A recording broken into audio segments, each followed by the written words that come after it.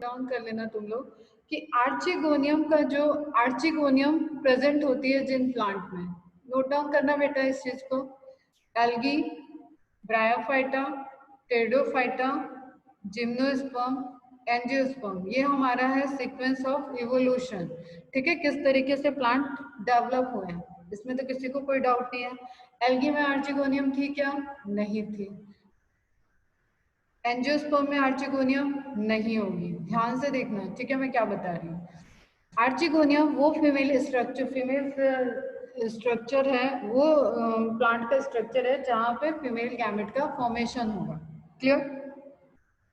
Archegonium आपको पता है कि एंजियोस्पर्म में गायनोशियम रिप्रेजेंट करता है, वहां पे एग बनता है। तो अब आर्चिगोनियम के पॉइंट ऑफ व्यू से आपको ध्यान रखना है कि ये ऐसा स्ट्रक्चर है जो न एल्गी में है न एंजियोस्पर्म में है, ठीक है। एंड इसका डेवलपमेंट इवोल्यूशन के अगेंस्ट हो रहा है, मतलब evolution bryophyta to pteridophyta to gymnosperm हुआ है, एंजियोस्पर्म हुआ है, एंजियोस्पर्म को कट कर दिया मैंने। तो कोई भी चीज जो यहाँ बनी है वो इस साइड इवॉल्व होना चाहिए, बट आर्चिगोनिया मोर डेवलप्ड होती है ब्रायोफाइटा में, इसको आप नोट डाउन करोगे, ठीक है। Archegonium more developed in bryophyta than less develop in pteridophyta, and सबसे लेस डेवलप किसमें होती है? जिम्नोस्पर्म में, ठीक है। अब्सेंट किसमें होती है? एल्गी एंड एंजियोस्पर्म में। Now note down one thing, A for absent, A for archegonium,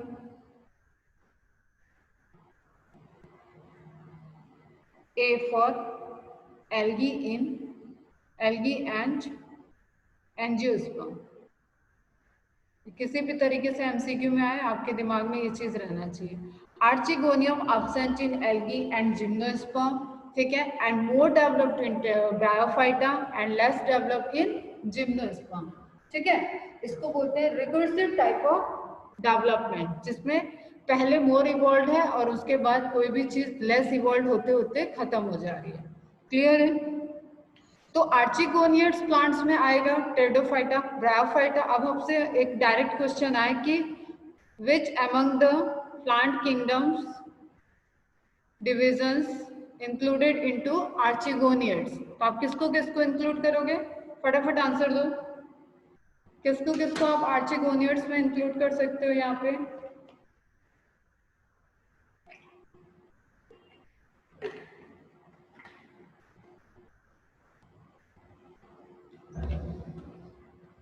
बेटा reply fast.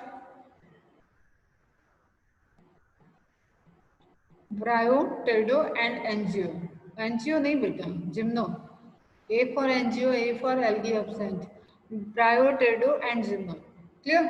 Gymnosperm, bryophyta and pteridophyta को हम इंक्लूड कर सकते हैं आर्चिगोनियड्स में, तो टेरिडोफाइटा का एक पॉइंट आ गया आर्चिगोनियड्स।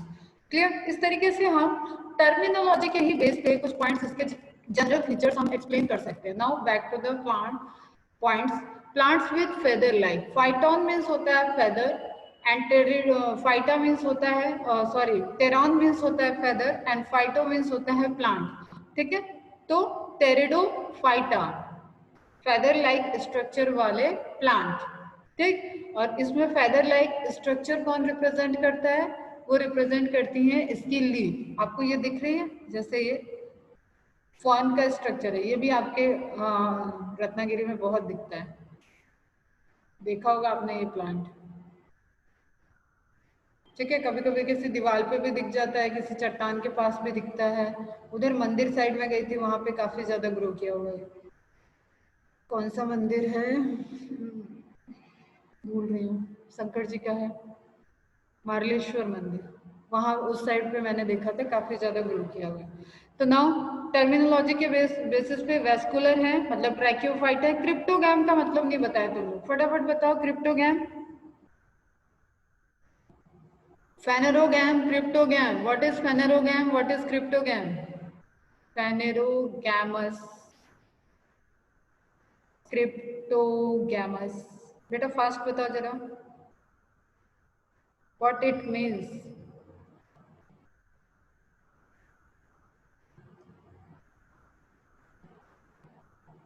कोई इशू नहीं है, मैं मनाली। बेटा एम आई ऑडिबल? फटाफट रिप्लाई करो। What do you mean by phanerogam and what do you mean by cryptogram? No true flowers and seed. और phanerogram में फ्लावर हो जाते बेटा। सीड इज मोर इम्पोर्टेंट, ठीक है। सीड तो मतलब एक जिसमें सीड, भाई बेसिक क्लासिफिकेशन के टाइम बताया था, सीड फॉर्मेशन नहीं होगा, ठीक है। वो क्रिप्टोगैम जिसमें सीड फॉर्मेशन होगा वो फेनरोगैम। पढ़ो पढ़ो, थोड़ा मेहनत करो तुम लोग, एफर्ट ज्यादा लगाओ। फेनरोगैम्स में कौन कौन आ जाएगा? Gymnosperm and angiosperm. क्रिप्टोगैम में कौन कौन आ जाएगा? Algae, bryophyta, pteridophyta. तो इकलौते ऐसे टेरिडोफाइटा हैं इकलौते ऐसे क्रिप्टोगैमस हैं जिनके पास वेस्कुलर बंडल का फॉर्मेशन है। तो आपका ये डायरेक्ट क्वेश्चन आ गया। vascular cryptogams, only one vascular cryptogams in plant kingdom are pteridophyta. Any doubt? Cryptogams means without seed, जिन प्लांट्स में सीड का फॉर्मेशन नहीं होता है। आप फ्लावर डायरेक्ट नहीं बोल सकते बेटा, क्योंकि फ्लावर का फॉर्मेशन नहीं हो रहा है, फिर भी सीड का फॉर्मेशन जिम्नोस्पर्म में होता है, नेकेड सीड होते हैं। तो इसलिए हम क्रिप्टोगैम को सिर्फ सीड से पहले रिप्रेजेंट करेंगे। आपको बुक में फ्लावर मिल जाएगा, बट विदाउट फ्लावर भी तो फिर आप इसको ऐसे नहीं कर पाओगे, ठीक है। जिम्नोस्पर्म एंजियोस्पर्म को फिर सेपरेट नहीं कर पाओगे। वहां पे है पैरामीटर कि फ्लावर होगा या नहीं होगा। नेटेड सीड, कवर्ड सीड, क्लियर है बेटा? फंजाई कहाँ से प्लांट में आ रहा है? मनाली।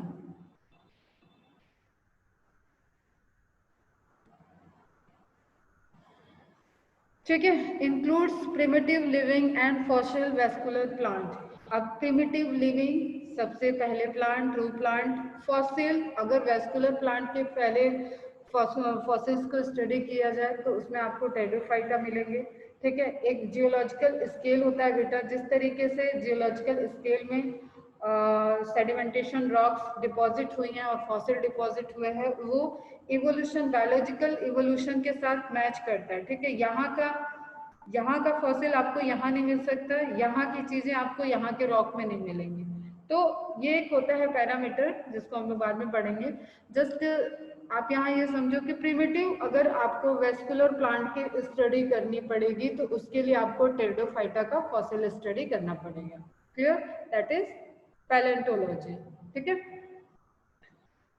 नाउ रिप्रेजेंटेड बाय, ये डेटा नहीं नोट डाउन करोगे, हम अभी बोल दे रहे हैं, ये पुराना डेटा है, नया डेटा हम दे देंगे आपको। Plant body is sporophytic, differentiated into stem, root and leaves. Plant body is sporophytic, diploid या हैप्लॉयड? डिप्लॉयड, ठीक है। Differentiated into root, stem and leaves, तो क्या होंगे ये सब? Diploid, diploid, diploid. यहाँ पे स्ट्रक्चर है, आप प्लॉयडी लिखो। मैच्योर स्पोरोफाइट इज न्यूट्रिशनली, अब इसको पेन से मत लिखना कि पूरी कॉपी में प्लॉयडी लिख दिए, पेंसिल से लिखने की प्रैक्टिस करो, डिप्लॉयड हैप्लॉयड समझने की कोशिश। Mature sporophyte is nutritionally independent of gametophyte. Bryophyta में क्या थे? Sporophyte dependent on gametophyte, but यहाँ पे क्या हो गया आपके? इंडिपेंडेंट। ठीक है। नाउ एनसीईआरटी के पॉइंट देख लेते हैं। Habitat require cool damp places to grow the sporophytes bear sporangia. अब यहाँ एक स्ट्रक्चर आपको दिख रहा है, साइक्लाइक स्ट्रक्चर, जिसमें स्पोर का फॉर्मेशन होगा, उसको स्पोरेंजिया बोलेंगे, which produces spore. The spores germinate to form gametophyte. Clear? It means कि स्पोर आपके कैसे होंगे बेटा? Haploid. First plant group where, देखो जहां टर्म आया वहां आप लिखो। स्पोरेंजिया कैसी होगी? डिप्लॉयड। जितना प्रैक्टिस करोगे ना उतनी जल्दी क्लियर हो जाएगा। गैमेटोफाइट कैसा होगा? Haploid. Where sporophyte, first plant group where sporophyte becomes the main plant body. Clear है आपको? अब ये आप यहाँ पे कंपैरिजन में समझ रहे होगे कि ब्रायोफाइटा और टेरिडोफाइटा में क्या डिफरेंसेस हैं। Where main plant body is truly differentiated into true root, stem and leaves. No main axis, अब यहाँ पे आपके laterals नहीं है, main axis नहीं है और rhizoids नहीं है, कुछ और स्ट्रक्चर हैं, क्योंकि अभी ये बहुत डेवलप प्लांट नहीं है। वो हम जैसे जैसे पन्ने खुलेंगे टेरिडोफाइटा के वैसे वैसे आपके सामने चीजें आती जाएंगी, बट आप जनरल देख रहे हो तो यहाँ पे आपका स्ट्रक्चर डेवलप हो चुका है। possess well differentiated vascular system. First, tracheophytes, reptiles of plant kingdom, ये एनसीईआरटी के पॉइंट नहीं है, आप नोट डाउन कर लेना बस. रिसरेक्शन प्लांट, रिसरेक्शन प्लांट्स, कितना टाइम है? चलो मैं थोड़ा सा इंट्रो दे देती हूँ उसका बेटा, उसके बाद हम लोग ब्रायोफाइटा टेरिडोफाइटा का कंपैरिजन खत्म कर लेंगे. रिसरेक्शन प्लांट, क्योंकि उस स्लाइड में लिखा है इसलिए आप समझ लो. आप सबने देखी है क्या रामायण देखी है? रामायण के बारे में सुना है? हनुमान जी के बारे में सुना है? वहां पे जिक्र है एक संजीवनी बूटी का. क्या है वो? कहाँ जिक्र होता है? व्हाट इज संजीवनी बूटी? अरे बेटा रामायण वामायण सुनते होगे ना, अभी तो बहुत लॉकडाउन में चला था, रामायण महाभारत का क्रेज हो गया था. व्हेन लक्ष्मण डाइज या इंजर्ड, बेटा डाई कर दे रही तुम तो. It cures all diseases. ठीक है, तो हाँ ठीक है, गुड. तो आपने रामायण में देखा होगा कि लक्ष्मण पे अटैक हो जाता है और उनकी कंडीशन काफी खराब हो जाती है. बीइंग अ भगवान, राम जी वहां पे कुछ नहीं करते. वैद्य जी को बुलाया जाता है. वैद्य जी बोलते हैं कि एक ऐसी बूटी है हिमालय पे जिसको लाना पड़ेगा, और वो जीवनी बूटी है. ठीक है, संजीवनी मतलब ये ऐसी बूटी है जो आपको जीवन दे देगी, जिसके साथ में आपको जीवन मिलेगा. ठीक है, तो ये प्लांट लाना था हनुमान जी को. उन्होंने बोला तो हनुमान जी जाके कौन सा वो मेडिकल साइंस पढ़ के गए थे. अब भगवान जी को भगवान जी नहीं दिखना पड़ता है ना धरती पे जब आते हैं तो उन्हें समझ में नहीं आया था. तुम लोगों ने देखा होगा वो सीन, पूरा हिमालय उठा के वो ले आए थे. तो दैट संजीवनी बूटी इज सेलेजिनेला ब्रावटेरिस. आपको ये याद रखना पड़ेगा, ये क्वेश्चन में भी आया हुआ है. तो वो संजीवनी बूटी का जो जिक्र हो रखा है वो एक्चुअली एग्जिस्ट करती है, और ये प्रूफ हुआ है. और ऐसा कुछ नहीं प्रूफ हो पाया है कि वो हर तरीके के बीमारी को इलाज कर देगी, बट उसका उससे मेडिसिनल वैल्यूज पाई गई. मतलब ऐसा नहीं है कि कोई एकदम, समझ रहे हो ना, इतना साइंस, ऐसा साइंस तो बहुत प्रूफ पे बिलीव करता है. तो ऐसा नहीं है कि छुआ दो खिला दो तो आप एकदम ठीक हो जाओगे, बट जस्ट ये है कि उसकी मेडिसिनल इम्पोर्टेंस है. क्लियर? तो वो संजीवनी बूटी जो है उसका कैरेक्टरिस्टिक है बेटा कि वो जब आप सूखे में रखोगे उसको पानी नहीं मिलेगा. उसका जो ये फीचर है ना, वो फीचर ही देखो इस तरीके से, इस तरीके में ग्रो कर देगा. ये खत्म नहीं हुआ है. आप सूखे हुए पेड़ को देखो, अपने गमलों में देखो, अपने किनारे अगल बगल गार्डन में देखो. ठीक है, तो आप वहां पे कभी सूखे हुए पेड़ को, पूरी तरीके से सूखे हुए पेड़ को हरा भरा नहीं कर पाओगे. जैसे अभी मैं घर गई थी तो मेरे गमले के पौधे सूख गए, तो अब मैं उनको हरा भरा नहीं कर सकते. क्लियर? लेकिन ये सेलेजिनेला का या संजीवनी बूटी की कैरेक्टरिस्टिक क्या है? ये रेगिस्तान में इस तरीके से सूखे रह सकती है, और जैसे ही आप इसको पानी में डालोगे ये हरी होने लगेगी, एंड फाइनली ये पूरी ग्रीनिश अपीयरेंस, मतलब इसकी अंदर की मेटाबॉलिक एक्टिविटी कंटिन्यू हो जाती है और ये सरवाइव करता है. तो ये जो आपको एक अपीयरेंस दिख रहा है ना बेटा, अब इसको आप धर्म से क्रिएट करो और उस संजीवनी बूटी से क्रिएट करो तो आपको समझ में आएगा. एकदम निर्जीव चीज में अगर जान आ रही है तो इसको संजीवनी बूटी मान लिया गया. क्लियर? इसकी मेडिसिनल इंपॉर्टेंस है बट उतने हाई लेवल की नहीं है जैसा कहा जाता है. तो वो सब थ्योरेटिकल साइंटिस्ट लोग प्रूफ नहीं कर पाए हैं. तो ये पैराग्राफ थोड़ा सा आप पढ़ लोगे संजीवनी बूटी से रिलेटेड. लिथोफिटिक प्लांट होता है. लिथो वर्ड नोट डाउन कर लेना. Litho means rock. ठीक है, वो प्लांट्स जो रॉक पे ग्रो करते हैं, चट्टानों पे ग्रोथ करते हैं, उनको लिथोफाइट्स कह सकते हो. It is used medicinally in India. The popular name Sanjeevani which translates as one that infuses life derives from the medicinal properties. Sanjeevani grows on the hills of tropical areas, particularly the Aravalli mountain, blah blah blah. या पढ़ लेना. ठीक है, clear? Traditionally uses include relief from heat stroke, dysuria, irregular menstruation life जो होती है cycle, jaundice में. तो ऐसे कुछ इसके ट्रेडिशनली यूज करते हुए और उसको इफेक्टिव देखा गया है, बट कैसे वो हो रहा है, क्या हो रहा है, that was not scientifically validated. देख लो लिखा हुआ है, but the effectiveness has not been scientifically validated. तो बहुत सी चीजें हमारी दुनिया में ऐसी हैं जिनका जवाब साइंस के पास नहीं होता है, और वहाँ साइंस के ऊपर भी क्वेश्चन मार्क लग जाता है.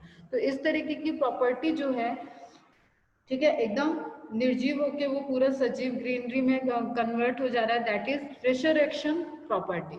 ठीक है, that's why Selaginella is known as resurrection plant. Clear?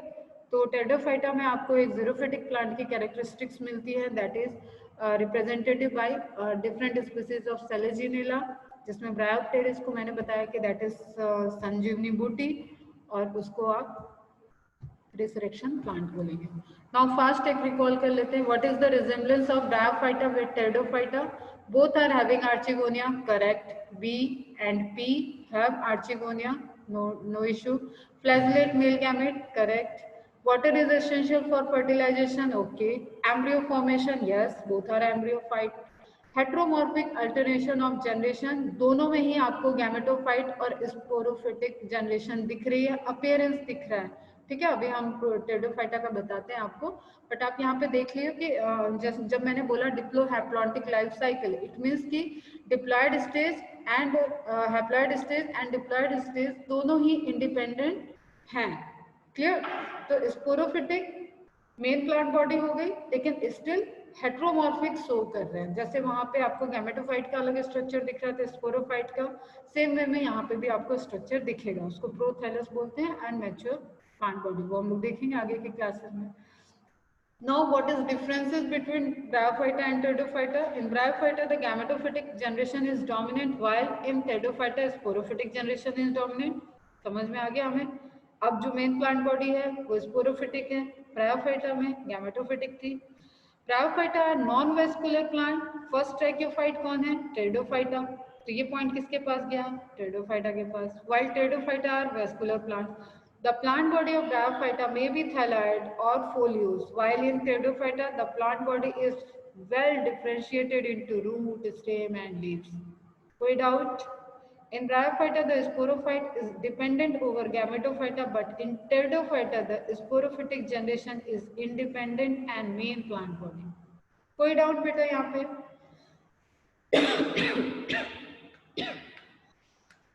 किसी को कोई डाउट है तो पूछो फटाफट। Shravani, why you are raising your hand? Unmute करूं?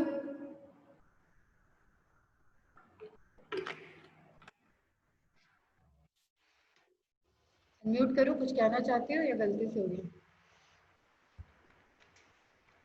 ठीक है, तो जरा घर में आज संजीवनी बूटी की कहानी सुना देना, और अच्छे से बाहर की दुनिया में थोड़ा सा, एकदम बाहर मत जाना, कोरोना टाइम में बाहर नहीं जाते, थोड़ा सा अपने गार्डन वार्डन में एक नजर घुमा के देखो कि बगल में टेरिडोफाइटा ब्रायोफाइटा प्रेजेंट है। कब से बेटा नहीं सुन पा रही थी श्रावणी? चलो बाकी लोग लेक्चर ओवर हो गया है, क्विट कर सकते हो, ऑफलाइन देख लेंगे। ठीक है ठीक है, और कोई भी डाउट हो तो पूछना, लिखा हुआ है, कुछ टर्मिनोलॉजी नहीं समझ में आएगा तो भी आप पूछ लेंगे। 2-3 मिनट में तो ब्रायोफाइटा से मैंने कंपेयर किया है, तो वो हो जाएगा आपका, नो वरी। ठीक है, डोंट वरी फॉर दैट, और कुछ भी लगे तो कॉल करना। चलो बाय बाय, टेक केयर बच्चे।